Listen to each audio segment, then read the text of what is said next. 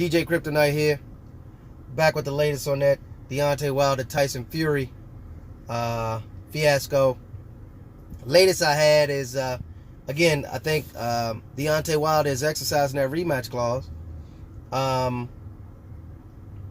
but I'm thinking based off of something that I heard on one of these sports national broadcast stations regarding Anthony Joshua versus Tyson Fury. They say that could be one of the biggest heavyweight fights in history. It's funny. That's funny. Given that Deontay Wilder put on the worst performance of his boxing career, meaning he didn't throw any punches. He's making excuses about the weight of his suit, talking about how he was hitting the back of the head, all of these other things. Legs were gone, all of these things.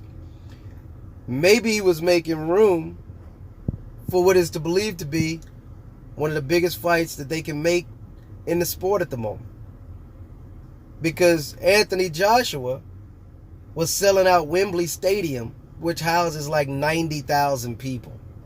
So if he can sell out Wembley Stadium by himself, 90,000, can you imagine what he would do with Tyson Fury now holding one belt at this point, and Anthony Joshua holding the rest of them? This will be the biggest fight to make outside of Errol Spence and Terence Crawford at this point. Now my question to you is, do you think this was preordained? Was it set up? Because it's just funny how this guy had the worst performance of his career, and what makes to be the biggest fight if he loses to be made if he was to step out of the way. So it looks like he stepped out of the way, but he stepped out of the way for a big payday. Don't think this was done by happenstance. There's no way that this guy forgets how to box. He's really not a boxer. However, he forgot how to punch. He's a puncher. He's a right hand heavy guy, and he threw not one right hand outside of the first round. So my question to you, YouTube, does this make sense? Anthony Joshua, Tyson Fury, linear champ versus unified champ at the moment for all of the belts. Just amazing to me how boxing happens. Well, it doesn't happen. You know, it happens, but it happens with a wink. So I just thought that was some interesting news because it sounds like, what will be extremely interesting is if Deontay Wilder has quote unquote, well, they've speculated that he's actually exercised the rematch clause.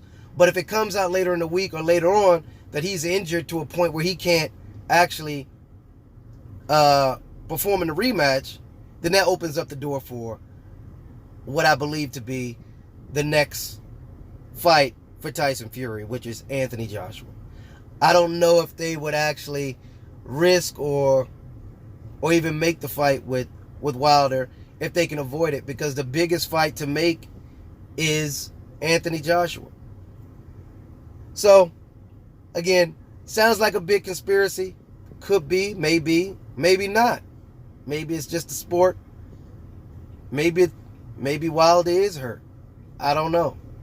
He looked hurt, he looked injured, or he looked different during the fight. This past weekend. I don't know if he was actually hurt. He said he was tired from a heavy body armor suit that he wore into the ring, which makes no sense to the average observer, and to boxing fans, that makes no sense to wear something that would hinder your ability to perform once you get in the ring. I know he had to have had that suit on prior to the night of the fight. It makes no sense to me. Your thoughts, YouTube? Just my thoughts. DJ Kryptonite out. Let's get it.